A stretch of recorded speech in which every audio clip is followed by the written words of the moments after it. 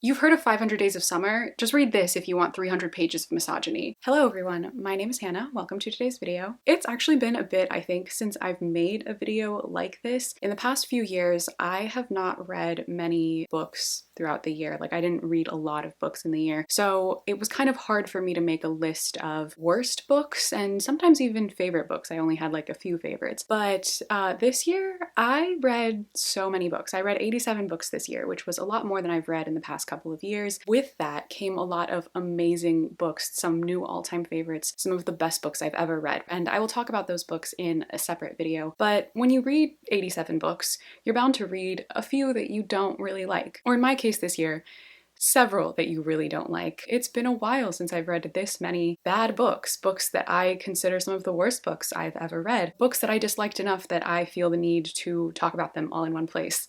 So that is what we're doing today. Today I managed to narrow down this list to the top 10 worst books I read in 2022, and we are going to be talking about all of them. If you're like me and you like to keep track of your good reviews and your negative reviews, and you want a place to do that, my reading journal, the Clockwork reading journal, is the perfect place to do so. You can write reviews for every book that you read, as well as keep track of your reading goals and your TBR and your most anticipated releases. So yeah, if you really want to write like a solid hate review that maybe, unlike me, you don't feel like publishing on the internet for thousands of people to comment on, you can also do it in the reading journal. So yes, the link is in my description box as always, so be sure to check it out there. So because I have like dedicated videos for most of these books and reviews for some of them that are honestly probably longer than like 10 to 15 minutes like per book, I'm not going to go too in depth with every single one because, like I said, there are like extended reviews for every single book on this list already up on my channel. So I'll link you to all of those videos if you want to go watch them if you haven't seen them. The main reason I'm making this is just so that, I mean, honestly, partially for myself. So I have a comprehensive list of what I would consider the worst of the worst because there's more than this. And I wanted to have like a ranking of them as well. So you all had like kind of my ranking too. Because while I didn't enjoy any of these, the list definitely does go from the best of the worst to the worst of the worst. And the best is not a very high bar. Like all of these were 1-star books basically, but they are ranked. So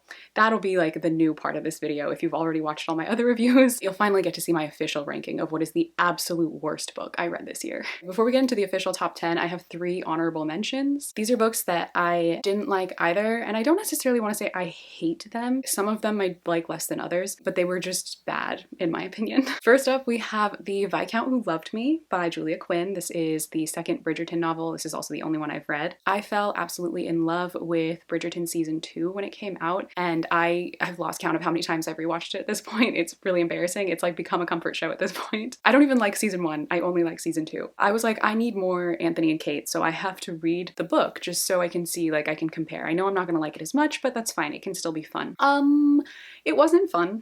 This book is nothing like the show. First of all, if you know anything about the show, you know that they very much diversified the cast. The characters in these books are all white and all British, but the cast is far more diverse, so it's a lot more enjoyable in my opinion. And there's just so much more to the story and so much more to these characters. The characters in this book are so unbelievably bland and so boring, and the plot actually far more resembles the plot of season 1 of the show. The tropes that are in the story, the marriage of convenience, there's actually a marriage of convenience in this one. It's actually completely different from Bridgerton season 2. So yeah, they actually used a lot of the plot of this book to make season 1, which I find interesting. So now I'm curious what the first book is actually like and how that compares to the first season of the show. But yeah, I would say skip this. I mentioned in my like review for every book I read this year that you don't need to watch Anthony Bridgerton try to suck the bee venom out of Kate's chest. You just don't. You don't need to see that. There's no point. And he sucks in the book. It's really boring. It was not enjoyable, super disappointing to me. I don't know why I was so shocked by how much I didn't like it, but I think I was just caught up in the like Bridgerton high and how much I was enjoying the show. So yeah, definitely wouldn't recommend, and I won't be reading any more of this series for sure, but I will be watching the show.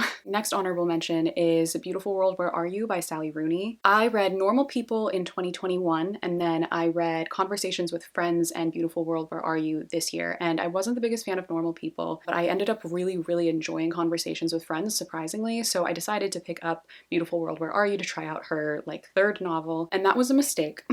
I've talked about this several times, but the way that I feel about this book is that I feel like it should have just been a blog post or an article, because the entire book is just basically her responding to criticism that she gets of her writing and her characters and stuff. And so she decided to just use her book as the vehicle through which she would respond to that criticism. And it didn't work, in my opinion. It is also exactly more of the same of normal people and conversations with friends, except much, much, much, much worse. Yeah, in my opinion, I found this book incredibly boring, incredibly redundant. I don't want to say I won't be reading any more Sally Rooney from here on out, because it's not like I dislike the themes that she writes about. I think I just don't like the way she does it, and I just don't have a good time with it. So yeah, probably won't be picking up any more by her. And finally, the last honorable mention I have is none other than The Love Hypothesis by Ali Hazelwood. Yeah, my thing with this book is I don't think it's like atrocious. Like, I don't think it's absolutely horrible. I just think it's incredibly mediocre. And also, I just don't like Reylo as a ship, so I don't like this published Reylo fanfiction. So that's like on me, I guess, but I also do think from a more like objective perspective, it needed to be less fanfiction-y. It took too much from like the actual fanfiction tropes that I'm assuming are in the Reylo fandom. Like, he looks too much like Adam Driver or Kylo Ren, and she looks too much like Daisy Ridley. The characters are obviously those characters, so if you know anything about that, it really takes you out of the experience of reading it. Unless you really like Reylo fanfic, then you probably would enjoy it more. But also from like a writing perspective, I feel like it was extremely cheesy, and cheesy's not always an insult. I like a cheesy rom-com. It can definitely be fun, but in this case, the dialogue was just cringy. So much of it just relied on the like giant big man who's like 7 times her size. I'm exaggerating. He's actually 3 times her size, which is unfortunately not an exaggeration. And she's just like so tiny, and they really play on that. Another one of my least favorite tropes. So it's just like, it wasn't for me. I thought this might be fun because people had recommended it to me, and I didn't go into it thinking I wasn't gonna like it, even though I knew it was Reylo fanfic. I thought that I could still have a good time, and unfortunately, I did not. Okay, and finally, on to the top 10, the absolute worst books I read in 2022, and truly, some of the worst books I've ever read. This was an unbelievable year. I didn't know that there was literature this bad out there, but it was a learning experience. Starting from number 10, some of you might be a bit surprised that this is actually at the bottom of the list, because if you only watched some of my videos from earlier on in the year, you would know how much I disliked this, but unfortunately I read some books that were so much worse than this later on in the year that it ended up being number 10 on the list, and that is The Spanish Love Deception. This one, I think, was in part extremely disappointing to me because I thought I was gonna have a good time. This was one of the first times that I just like truly trusted a book talk recommendation without having read many other book talk recommendations. So I was a bit naive. I think I was expecting a bit more quality from this. I think I was expecting, even if it wasn't like high quality, fun, but I got none of those things. Instead, we got something that was far too long, far too messy, and far too poorly written. This will be a theme for, I think, a good number of the books on this list, but one of the main things this book suffered from was that it needed an editor. Obviously it had one because I read the like traditionally published version, not the self-published version. I don't know what I would have gotten into if I'd read the self-published version, but at least this one had another editor, you know, so I think that probably helped it out. But even with that, it needed to be edited down so much more. It was far too long. I think you could have cut out like 200 pages. I don't remember how long it was, like maybe 450 or something like that, but this could have easily been a 200-page book. If you don't know what the plot is about, it's basically this girl and her coworker are rivals. They don't really like each other, even though this is labeled as enemies to lovers. They're not enemies, they're just mean to each other. Like, he's mean to her because he has a crush on her, like he's a 12-year-old boy. Then she needs a date to her sister's wedding in Spain, and he offers, and they end up going to this wedding, and then obviously romance ensues from there. So, you know, like fun tropes and stuff, but like it would be more fun if they were well written and well executed. This is another book where I feel like the writing and dialogue was extremely cringy. Like, so much of the book is just the main character constantly commenting on how big he is. Like, the number of times I read the words big body or his blue eyes, like it was so repetitive. Again, another reason why I feel like it needed an editor, and there was just such a hyper focus on him being so much bigger than her and her being tiny compared to him, even though she had a lot of insecurities about her body. She just has a lot of like body image issues, so there's a lot of ED behavior that happens in the book. The inclusion of that in the book was, I think, unnecessary in the way that it was presented. Not that I think you shouldn't cover those themes or talk about something like that. I just think that it should have been done with a little bit more care, and it felt a little careless, in my opinion. Beyond that, The book was just so bad. I've talked about it so many times, and hopefully this is the last time I have to reference the line. It probably won't be, because I swear I'm going to read something else bad and they're going to talk about cows again and I'm going to have to reference the Spanish love deception. I don't think any sentence I read this year can, actually maybe there are some things that could rival this, but definitely one of the best quotes of the year, best worst quotes of the year goes to "I want to feel you milking me, baby." Iconic, put it on a shirt, sell merch. Don't actually do that. Oh my god, no, I don't want to give people ideas. But it was hilarious. I had a good laugh. I've had many a laugh because of that sentence throughout the year. So yeah, Spanish love deception, absolutely not a romance book I would recommend. Just don't waste your time. There are much better books out there. But yeah, as far as like the whole list goes, it's at the bottom because I unfortunately did read things that were much, much worse. This was actually not even close to the worst thing I read.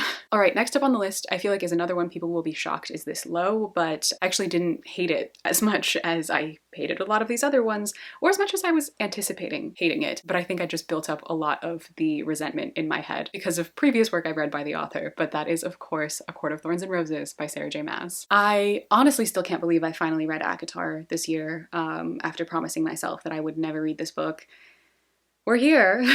If you want to go see my full in-depth spoilery rant about the whole book, that is not even really a rant, it's more just me theorizing, feel free to go and watch it. But part of the reason I said I'd never read this series is because I dislike the Throne of Glass series so much and a lot of the tropes and themes that Sarah J. Maas chooses to write about. So I never wanted to read this because I didn't think I was going to like it, and then obviously I read 5 books I said I'd never read video, so this had to be on the list. So I read it, and honestly, like, it is pretty much just more of the same of like themes in Throne of Glass. I do think objectively, like, the start of Throne of Glass is better than this, but it's really just more of the same. So I get why people like get super into her series and they like all of them because they're all really just variations of the same thing. This book, however, was just extremely predictable and honestly just kind of boring. I really don't have much more to say about it. It had a lot of my least favorite tropes and themes. The gender essentialism was very present. Fated mates, which as most of you probably know, I don't like, but that's like more of a personal thing. The gender essentialism I feel is more of a genuine objective criticism. I'm just so tired of that. It's in so many romance books, it's in so much fantasy romance, and it just drives me crazy. It's so reductive, it's so outdated. It obviously relies on and perpetuates the idea that there are 2 genders, or an inherent feminine and an inherent masculine, which I think is inherently extremely problematic, which is why I just don't like most of her work, because all of her work just relies on that. It's just such a core part of every single story and every single romance, so it's hard for me to enjoy them when I think the core of that relationship is just flawed and perpetuates harmful ideas. But like, besides that, if we choose to ignore that, it was just kind of boring. I think there's much more creative fantasy out there, and it didn't really capture my attention very much, but it wasn't horrible. Like, it was just okay. Her writing is another thing I'm not really a big fan of. It's also extremely repetitive. I know she definitely has an editor, but I feel like they need to go in and edit a lot more. It does read a lot more like YA, and I know this one isn't YA, but it really just feels more like YA, which I think is in part because they were originally trying to market it more for that genre, but it definitely doesn't read like adult fantasy, at least not the first book. But as you all know, if you've watched that video or if you've heard me talk about the book in any other context, you know that my main review, my main thought after reading this book is that I just fully believe that it is fan fiction of Howl's Moving Castle, because it genuinely is. And based on what people have told me and what I know of the next books in the series, like 100% this theory is confirmed.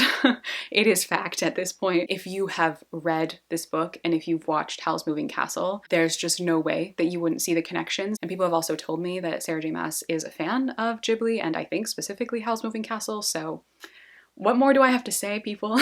I knew I wasn't gonna like this, but I was genuinely shocked that I didn't despise it, which really is like a huge step for me. I don't hate it either, I don't think. I just don't like it. Same with Spanish Love Deception. I don't hate that book, I just don't like it. So yeah, definitely still one of the worst books I read this year, but still by far better than a lot of the other ones on the list. Okay, coming in at number 8, we have The Selection by Kira Cass. This I honestly did not expect to be this high on the list. I disliked this a lot more than I thought I would. And had I not read a certain author this year, this would have been much higher, because this book was alarmingly bad. I didn't think I was gonna like it, but I didn't think I would hate it. And I kind of hate things about this series.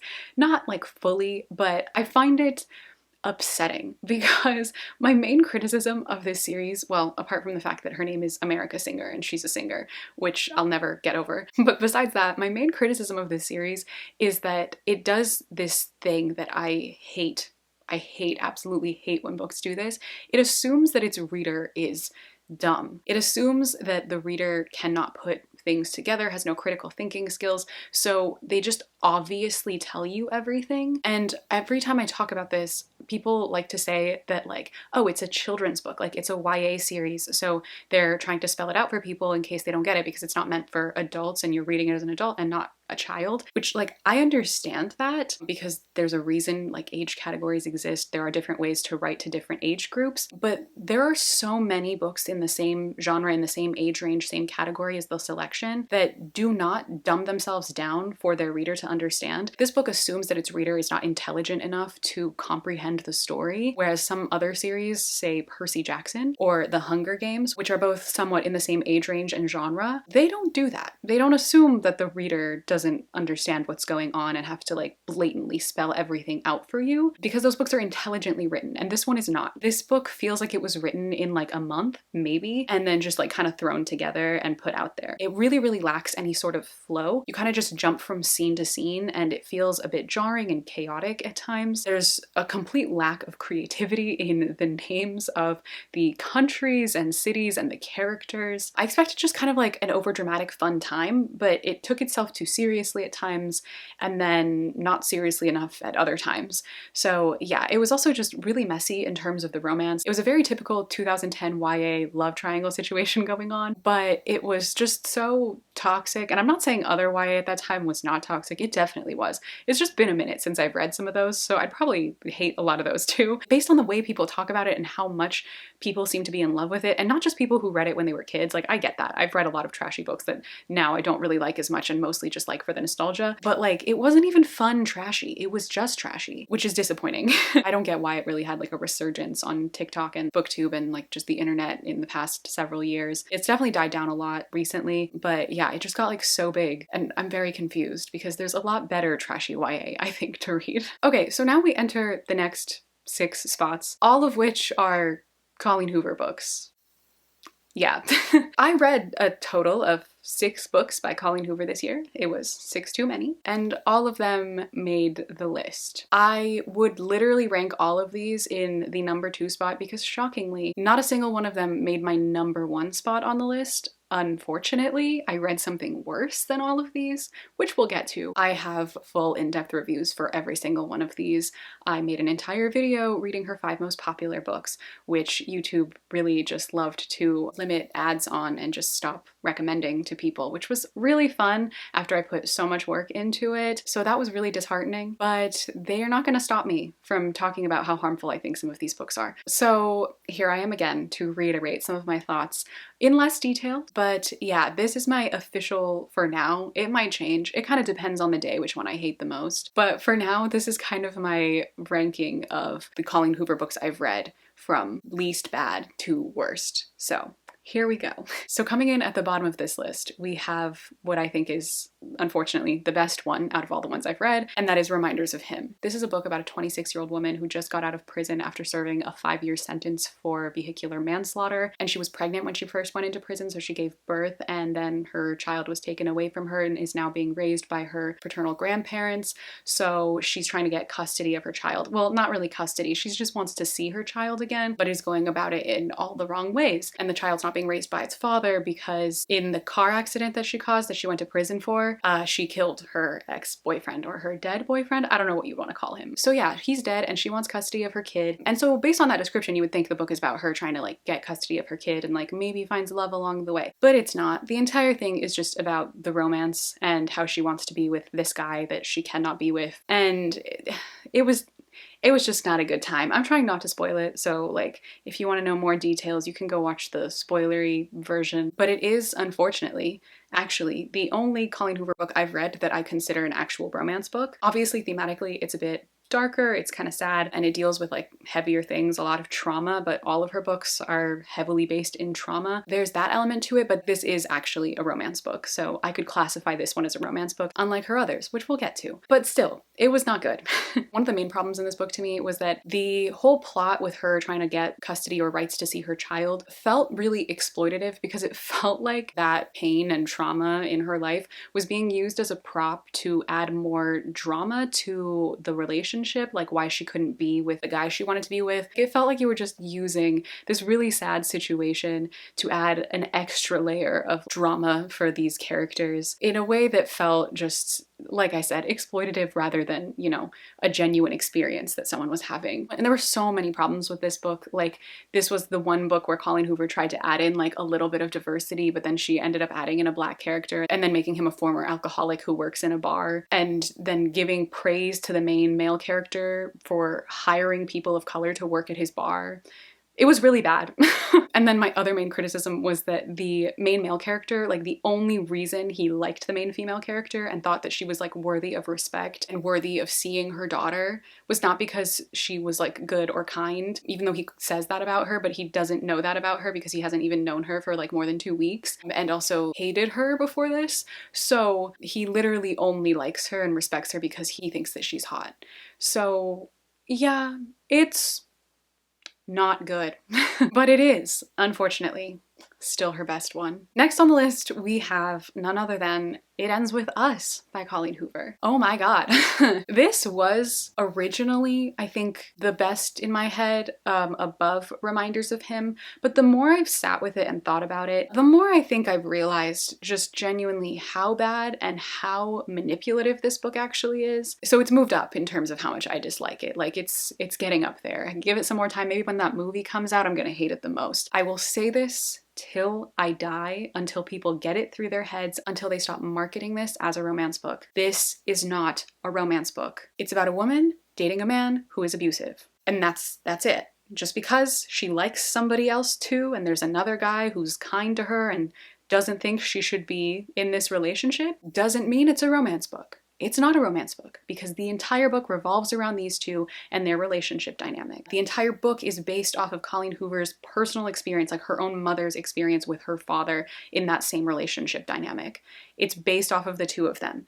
It is not a romance book. So to label it as one, to market it as one, to recommend it as one is incredibly insensitive, it's incredibly irresponsible, and it's incredibly harmful. And I'm now filming this post the whole coloring book scandal that happened, which I was so mad when I saw that on Instagram. Oh my god. And I was mad, but I wasn't surprised. And if you don't know what I'm talking about, basically Colleen Hoover and her publisher announced that they were going to be releasing an It Ends With Us tie-in coloring book. So basically you could color scenes and moments and, I don't know, motifs from the story of It Ends With Us so that you could, you know, be more immersed in this story in some way. And TikTok was in an uproar, like everyone was upset about this. I posted about it on Instagram, I saw people talking about it on Twitter, like it was everywhere. People were very, very upset, and even her own fans were upset. Justifiably so, as they should have been. They should be upset about a lot of other things too. And it was after I saw that I think it fully clicked for me too, like just how far they're willing to take this and how genuinely manipulative they're trying to be with the marketing strategy of this book, and also just with the content of it, honestly. Because I joke that like, who had to be in that room and think that like choosing a coloring book for the merch that they're going to release to, you know, piggyback off of the success of It Ends With Us would be a coloring book. Like, people had to sit in that room and like make that decision. But like, genuinely, people had to sit in that room and make that decision.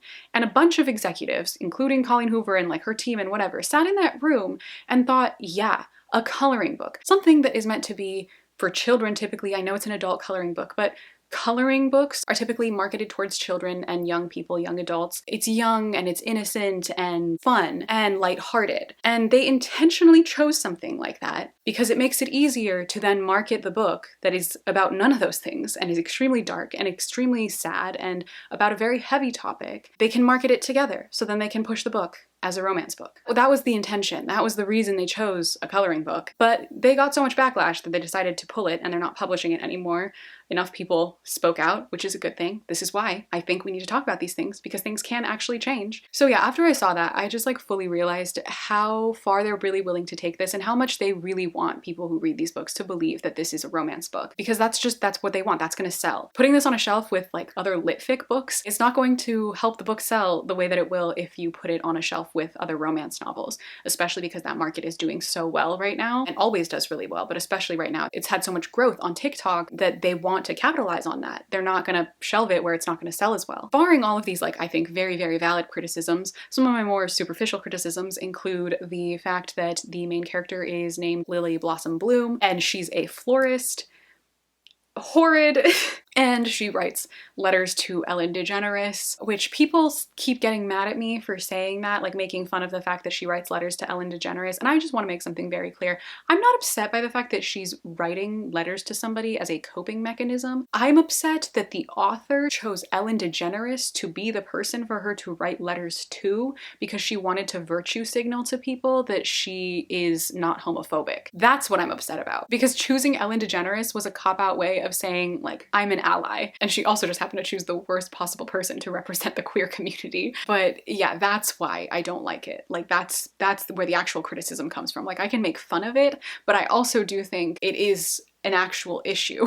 I don't have anything else to say about It Ends With Us other than that book is very exploitative and it's very manipulative and it is not a romance book.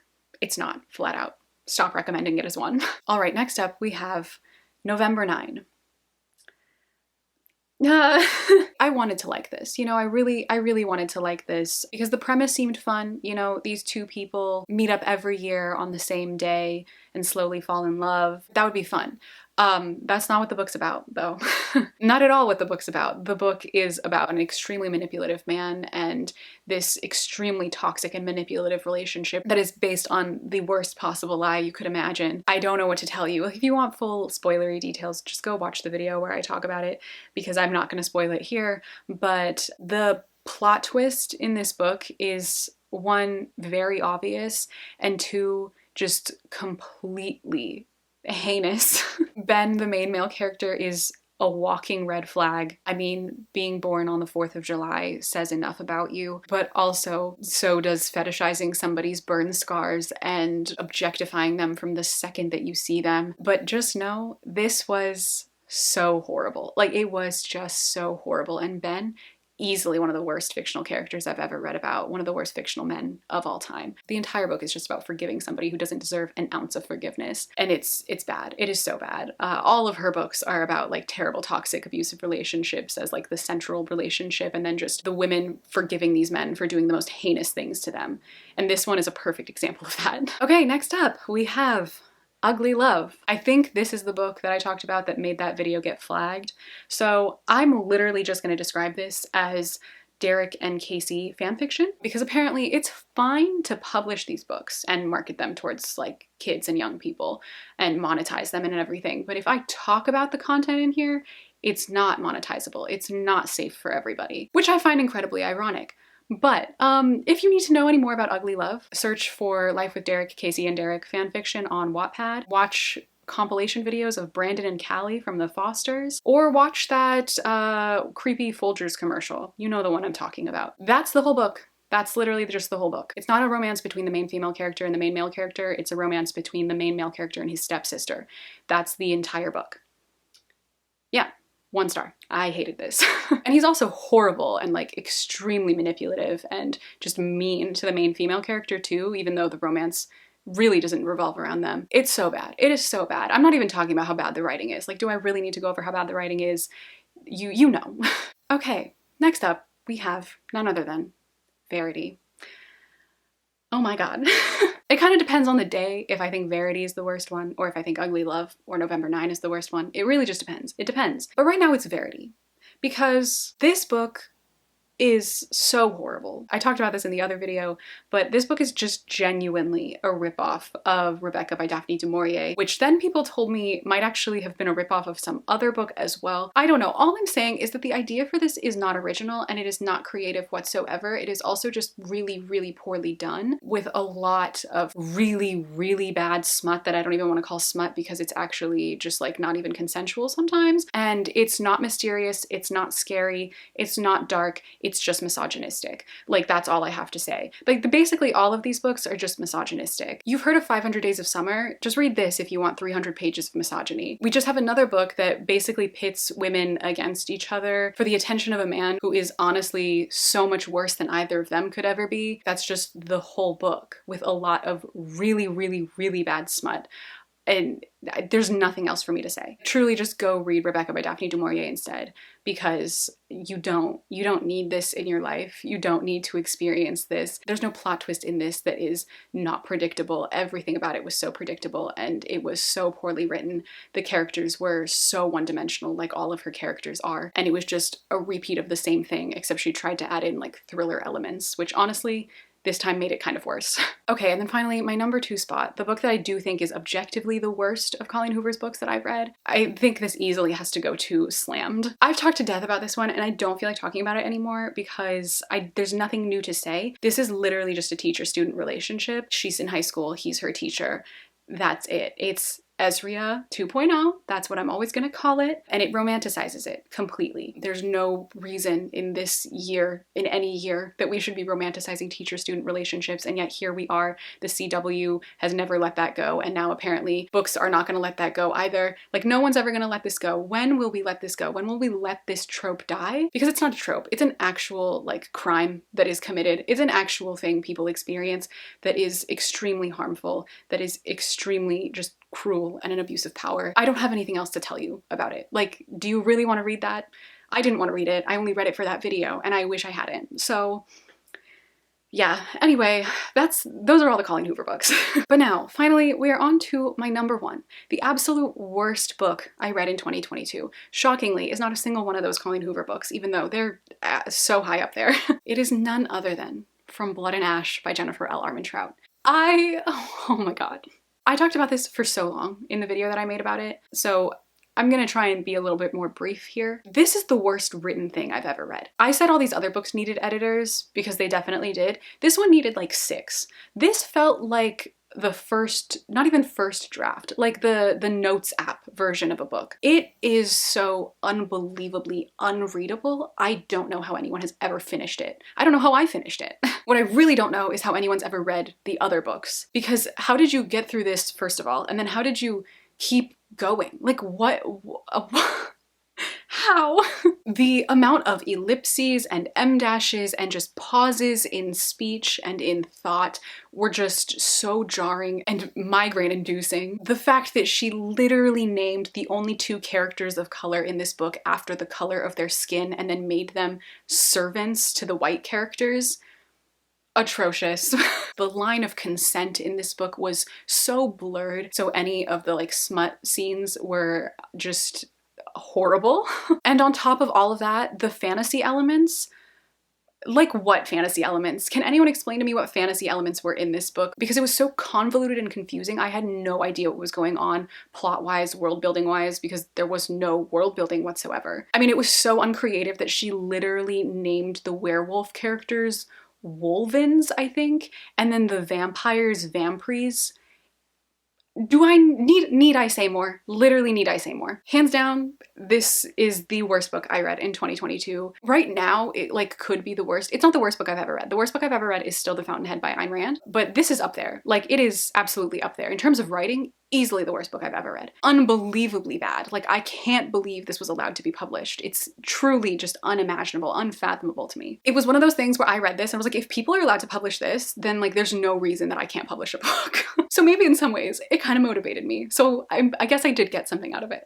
But anyway, there you all have it. That is it for my top 10 list of worst books I read in 2022. Please let me know in the comments down below, what are the worst books you read this year? I'm very curious to know. Have you read any of the books that I read this year, and did you also dislike them as much as I did? Or did you enjoy them? Please let me know all your thoughts. I will be back very soon with my list of favorite books of the year, which I'm so excited to get into. But again, thank you all so much for watching. If you'd like to follow me on any of my social media, all my links are in the description box as always. But again, thank you all so much, and I will see you very soon in my next video. Bye!